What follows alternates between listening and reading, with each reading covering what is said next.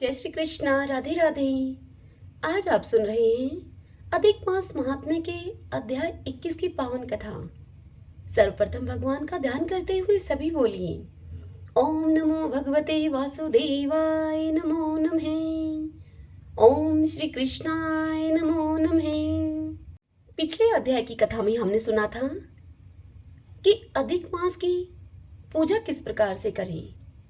अब आज उससे आगे की कथा सुनेंगे। वाल्मीकि ऋषि कहने लगे कि फिर प्रतिमा को अग्नि के द्वारा शुद्ध करके प्राण प्रतिष्ठा करें उसमें, अन्यथा मूर्ति धातु ही रहती है। तद विष्णु इस प्रकार से ऐसे कहकर पुरुषोत्तम के बीज जैसे वेदों के मंत्र को जानने वाला ब्राह्मण निरंतर हृदय पर अंगूठा रखकर इन मंत्रों से हृदय में प्राण प्रतिष्ठा करे कि इस मूर्ति के लिए प्राण रहें या फिर इस मूर्ति के लिए मेरे प्राण जाएं। इस प्रकार प्रतिमा में देवत्व आने के लिए स्वाहा इस प्रकार यजुर्वेद मंत्र को पढ़ें। इस प्रकार प्राणों को प्रतिमा में रखकर श्री पुरुषोत्तम भगवान का ध्यान करें और इस प्रकार से कहे कि हे देव, हे देवेश, हे पुरुषोत्तम, मैं यह आसन श्री राधा कृष्ण के लिए अर्पित करता हूँ। गंगा आदि सभी तीर्थों से प्रार्थना करके कहें कि मेरे द्वारा लाया हुआ यह जल सुख से स्पर्श करने योग्य है। हे भगवान, पाद के लिए इसे आप ग्रहण करो। ऐसा कहकर भगवान को पाद देवें। ऐसा कहकर श्री गंगा जी से जल लाकर सुंदर कलश में रखे हुए इस गंगा जल का आचमन करिए। इस प्रकार बोलकर प्रभु को आचमन कराएं। फिर पंचामृत से प्रभु को स्नान कराएं। फिर उन्हें आचमन दें। सब कामनाओं की सिद्धि के लिए मैं यह 2 पीतांबर आपको भेंट कर रहा हूँ। इस प्रकार वस्त्र देकर प्रभु को आचमन फिर से कराएं। हे पुरुषोत्तम, इस संसार सागर में आप मेरी रक्षा करें। अंगोछे के सहित यह यज्ञोपवीत आप ग्रहण करें। प्रभु को ऐसा बोलकर यज्ञोपवीत अर्पण कर दें और फिर इस प्रकार से कहें कि हे श्रेष्ठ, सुगंधित युक्त मनोहर दिव्य श्रीखंड चंदन के विलेपन को प्रीति के लिए आप ग्रहण करें। ऐसा कह के भगवान को चंदन लगा दें। हे पुरुषोत्तम, इन शोभायमान अक्षतों को आप ग्रहण करिए। ऐसा कहकर प्रभु के ऊपर अक्षत चढ़ावें। इस प्रकार केशवादि 24 मंत्रों से नाम के अंत में चतुर्थी विभक्ति लगाकर प्रत्येक अंग की उनकी पूजा करें। फिर पुष्प आदि लेकर एक एक वस्तु से श्री पुरुषोत्तम का पूजन करें। हरि ओम तत्सत। श्रीमन्नारायण नारायण हरि हरि, भजमन नारायण नारायण हरि हरि। सभी बोलिए विष्णु भगवान की जय। आइए भगतजनों, अब हम पुरुषोत्तम क्षेत्र के महात्म्य की आज की कथा सुनते हैं। सभी बोलिए पुरुषोत्तम भगवान की जय। जैमिनी जी ऋषियों से कहते हैं कि हे ऋषिवरों, सूर्य के कर्क राशि पर रहते हुए आषाढ़ शुक्ला एकादशी से लेकर कार्तिक शुक्ला एकादशी तक वर्षाकालिक 4 महीनों में भगवान विष्णु का शयन होता है। यह समय श्री हरि की आराधना का परम पवित्र समय है। वर्षा के 4 महीनों में जितने दिन मनुष्य जनार्दन के समीप रहकर व्यतीत करता है, उतने समय तक वह प्रतिदिन अश्वमेध यज्ञ के फल का भागी होता है। समुद्र के पवित्र जल में स्नान करके श्री पुरुषोत्तम का दर्शन करते हुए चातुर्मास व्रत का पालन करना मुक्ति का साधन माना गया है। इसीलिए मनुष्य बड़े यत्न से पुण्यमय पुरुषोत्तम क्षेत्र में निवास करे। चातुर्मास में भगवान शेष शैया पर शयन करते हैं। 8 महीने पुरुषोत्तम क्षेत्र में निवास करके प्रतिदिन भगवान विष्णु का दर्शन करने से मनुष्य जिस फल को पाता है, उसी को चातुर्मास में वह 1 दिन के निवास और दर्शन मात्र से प्राप्त कर लेता है। जो सब प्रकार के पापों में आसक्त, संपूर्ण सदाचारों से भ्रष्ट तथा समस्त धर्मों से बहिष्कृत हों, वह भी पुरुषोत्तम क्षेत्र में निवास करें। जो दूध पीकर अथवा शाकाहार करके यहाँ चातुर्मास व्यतीत करता है, वह यहाँ पर प्रचुर सुख भोग कर अंत में परम शांति को प्राप्त होता है। देवादिदेव भगवान की प्रसन्नता के लिए मनुष्य यहाँ विषम पंचक नामक उत्तम व्रत का पालन करें और जंगली फल मूल खाकर रहें। यह व्रत भगवान की प्रसन्नता को बढ़ाने वाला समस्त पापों का नाश करने वाला और बैकुंठ धाम रूपी सदगति को देने वाला है। हे मुनीश्वरों, यह सब तुम्हें रहस्य की बातें बताई गई हैं। ये जितने भी व्रत हैं वे भगवत भक्तिहीन मनुष्यों के लिए निष्फल होते हैं। यह अच्छी तरह से जान लो तुम। तीर्थों का तथा सात्विक दान और तपस्याओं का जो उत्तम फल है वह सब केवल विष्णु भक्ति से ही मनुष्य प्राप्त कर लेता है।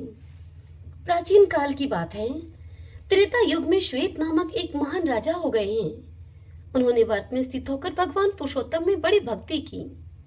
राजा इंद्रधुमन के द्वारा निश्चित किए हुए भोगों की मात्रा के अनुसार वे प्रतिदिन प्रसन्नता पूर्वक भगवान लक्ष्मीपति के लिए भोग प्रस्तुत करते थे। अनेक प्रकार के भक्ष्य भोज्य पदार्थ, भली भांति संस्कार किए हुए छाओ रस, विचित्र माल्य, सुगंध, अनुलेपन तथा बहुत प्रकार के राजोचित उपचार अवसर अवसर पर भगवान की सेवा में वे समर्पित करते थे। एक दिन राजा श्वेत प्रातःकाल पूजा के समय भगवान का दर्शन करने के लिए गए और पूजा होते समय उन्होंने श्री हरि का दर्शन किया। देवादिदेव भगवान को प्रणाम करके दोनों हाथ जोड़े प्रसन्नता पूर्वक वे मंदिर के द्वार के समीप खड़े रहे। अपने ही द्वारा तैयार किए हुए उत्तम उपचारों तथा सहस्त्रों उपहार की सामग्रियों को राजा ने भगवान के सामने उपस्थित देखा। तब वे कुछ ध्यानस्थ होकर मन ही मन सोचने लगे कि क्या भगवान श्री हरि यह मनुष्य निर्मित भोग ग्रहण करेंगे। यह ब्रह्मा पूजन की सामग्री भाव दूषित होने के कारण निश्चय ही भगवान को प्रसन्न करने वाली नहीं होगी। इस प्रकार का विचार करते हुए राजा ने देखा कि दिव्य सिंहासन पर साक्षात भगवान विष्णु विराजमान हैं और दिव्य सुगंध, दिव्य वस्त्र और दिव्य हारों से विभूषित साक्षात लक्ष्मी देवी उनके आगे अन्नपान आदि भोजन सामग्री को परोस रही हैं और भगवान भोजन कर रहे हैं। यह अद्भुत झांकी देखकर राजा ने अपने को कृतार्थ माना तथा अपनी आंखें खोल दी। फिर उन्हें पहले देखी हुई सब बातें दिखाई दी। इससे राजा को बड़ा ही आनंद प्राप्त हुआ। भगवान को निवेदित किए हुए प्रसाद को ही खाने वाले व्रतशील राजा ने बड़ी भारी तपस्या की। उस तपस्या का उद्देश्य यह था कि मेरे राज्य में किसी की अकाल मृत्यु न हो और मरे हुए प्राणियों की भी मुक्ति हो जाए। शरणागतों के लिए कल्प वृक्ष स्वरूप मंत्रराज अनुष्ठुभुज का उन्होंने नित्य नियम पूर्वक जप किया। इस प्रकार 100 वर्ष तक जप और तपस्या के बाद राजा ने समस्त पापों का अपहरण करने वाले साक्षात भगवान नरसिंह का दर्शन प्राप्त किया। वे योगासन पर कमल के ऊपर विराजमान थे। उनके वाम भाग में भगवती लक्ष्मी शोभा पा रही थी। देवता, सिद्ध और मुक्त पुरुष उनकी स्तुति में लगे थे। ऐसे भगवान को उपस्थित देखकर आश्चर्य से चकित होकर राजा श्वेत हर्ष गदगद वाणी में बोले कि हे नाथ, प्रसन्न होइए। ऐसा कहते हुए वे धरती पर गिर पड़े। तपस्या से दुर्बल तथा चरणों में पड़े हुए निष्पाप राजा श्वेत से भक्त वत्सल भगवान नरसिंह ने कहा कि हे वत्स, उठो, मुझे भक्ति से तुम प्रसन्न जानो और कोई अभिष्ट वर मांगो। भगवान का यह वचन सुनकर राजा उठे और दोनों हाथ जोड़कर भक्ति से विनम्र होकर वे बोले कि हे स्वामिन, यदि मुझ पर आपकी अत्यंत दुर्लभ कृपा है तो मैं मरने के बाद आपके समान रूप को प्राप्त करके आपके समीप ही आपकी सेवा में रहूं तथा जब तक इस पृथ्वी में मैं राजा के पद पर रहूं तब तक मेरे राज्य में कोई भी मनुष्य अकाल मृत्यु को न प्राप्त हो और जिसकी काल मृत्यु हो उसकी भी सायुज्य मुक्ति हो जाए। यह सुनकर भगवान ने परम उत्तम राजा श्वेत से कहा कि हे श्वेत, तुम्हारा मनोरथ पूर्ण हो। ऐसे 1000 वर्षों तक तुम अपने समृद्धिशाली राज्य का उपभोग करो। प्रतिदिन मेरे नैवेद्य का भोजन करने से तुम्हारी सारी पाप राशि नष्ट हो जाएगी और अंतःकरण अत्यंत ही तुम्हारा शुद्ध हो जाएगा। तत्पश्चात तुम मेरी सायुज्य मुक्ति को प्राप्त कर लोगे। तुम्हारे राज्य में जो लोग तुम्हारे निर्माल्य का भोजन करेंगे उनकी कभी भी अकाल मृत्यु नहीं होगी। इस प्रकार राजा श्वेत को वरदान देकर भगवान नरसिंह अंतर्ध्यान हो गए। वहां अमृत के समान स्वादिष्ट और सुपक्व अन्न को सबके स्वामी भगवान नारायण भोजन करते हैं। उनके प्रसाद का उपभोग सब पापों का क्षय करने वाला है। भगवान जगन्नाथ जी के मंदिर में पहुंचकर भगवान को भोग लग जाने पर जैसे भगवान विष्णु नित्य शुद्ध हैं, वैसे ही उनका प्रसाद भी शुद्ध है। व्रत परायण विधवा स्त्रियां, वर्णाश्रम धर्म में तत्पर रहने वाले मनुष्य, यज्ञ में दीक्षित पुरुष तथा अग्निहोत्र भी भगवान पुरुषोत्तम के प्रसाद को खाकर पवित्र होते हैं। दरिद्र, कर्पण, गृहस्थ, प्रभु, स्वदेशी, परदेशी जो भी वहां पर आते हैं, उन्हें चाहिए कि वे कोई भी भगवान विष्णु का प्रसाद ग्रहण करने में अहंकार न दिखावें। भक्ति से, लोभ से, कौतूहल से अथवा शुद्धा शांति के निमित्त आकंठ भोजन किया हुआ भगवत प्रसाद सब पापों को पवित्र कर देता है। जो पंडित मानी, मूर्ख, अमित तेजस्वी भगवान विष्णु के उस अमृतमय प्रसाद की निंदा करते हैं, उनकी निश्चय ही दुर्गति होती है। उस प्रसाद को बेचना या मोल लेना भी अच्छा नहीं माना गया है। मैं जगन्नाथ जी के प्रसाद का भोजन करके और कुछ नहीं खाऊंगा, इस प्रकार सच्ची प्रतिज्ञा करके जो प्रतिदिन प्रसाद को ग्रहण करता है, वह मनुष्य सब पापों से मुक्त एवं शुद्ध चित्त होकर विशुद्ध वैकुंठ धाम को जाता है। भगवान का प्रसाद यदि चिरकाल का रखा हो, सूख गया हो अथवा दूर देश से लाया गया हो, जिस किसी भी प्रकार उसका उपयोग करने पर वह सब पापों का नाश करने वाला है। जगन्नाथ जी के प्रसाद का अन्न और गंगा जल दोनों एक समान है। उनको भोजन करने से सब पापों का नाश हो जाता है। वहां काष्ठ रूपी पर ब्रह्मा सबके नेत्रों के समक्ष प्रकाशित हैं। थोड़े पुण्य वाले मनुष्यों का उस प्रसाद में विश्वास नहीं होता, उसकी महिमा को कोई नहीं जानता। भयंकर कलिकाल में धर्म के 3 चरणों का नाश हो जाता है, उसका एक ही पाद रह जाता है, यानी कि धर्म का एक ही चरण होता है कलयुग में। उस समय प्राय सब लोग असत्यवादी, दंभी और शठवृत्ति के होते हैं। धर्म से विमुक्त तथा जीवा के उपस्थ के भोगों में तत्पर रहते हैं। ध्यान, तपस्या और व्रत कभी नहीं करते। सभी अत्यंत अधर्मी, लोभी और हिंसक होते हैं। अपना कोई प्रयोजन न होने पर भी दूसरों की निंदा से संतुष्ट होते हैं। प्रसंग अथवा कौतूहलवश भी दूसरों के कार्य की हानि करते हैं और अपने छोटे से कार्य के लिए भी दूसरों के महत्वपूर्ण कार्यों में बाधा उपस्थित करते हैं। धर्मतः प्राप्त होकर अपने घर में आई हुई सुंदर स्त्री की भी अवहेलना करके दूसरों की निंदनीय स्त्री में आसक्त होते हैं। अग्निहोत्र आदि कर्म अथवा दूसरा कोई व्रत भी कहीं पालित नहीं होता। यदि कहीं है तो वह ब्राह्मणों की जीविका के रूप में है। जो पारलौकिक कर्म है वे भी यथार्थ रूप से संपादित न होने के कारण फलदायक नहीं होते। कलयुग में राजा लोग प्रायः प्रजा की रक्षा से मुंह मोड़े रहते हैं। वे सदा कर वसूल करते हैं, प्रायः पापिष्ट और चोरी की वृत्ति वाले होते हैं। कलयुग में प्रायः सब लोग वर्णशंकर और शूद्र के तुल्य हो जाते हैं। राजा ही प्रजा का धन अपहरण करते हैं और शूद्र राज सेवक होते हैं। वैदिक और स्मार्त आदि कर्मों का कली में भली भांति अनुष्ठान नहीं किया जाता। उस समय दान धर्म सबसे उत्तम है।